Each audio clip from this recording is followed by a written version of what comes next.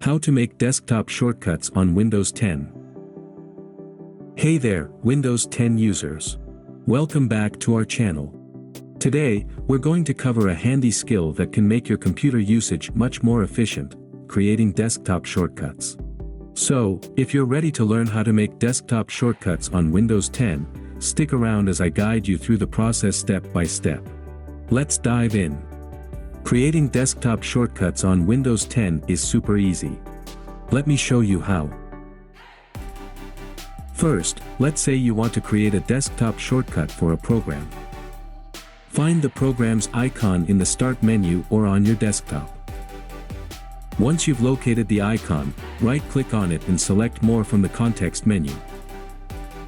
In the submenu, select Open File Location.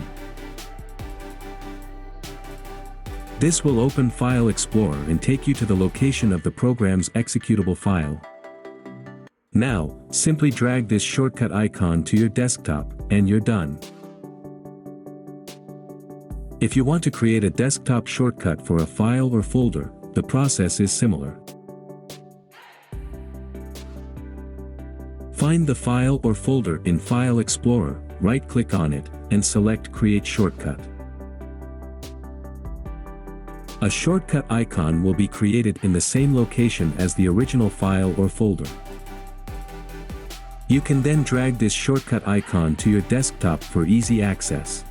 You've successfully learned how to make desktop shortcuts on Windows 10. It's a simple trick that can make your computing experience much more efficient. Thanks for watching. If you found this video helpful, don't forget to give it a thumbs up and subscribe to our channel for more Windows 10 tutorials and tips. See you next time.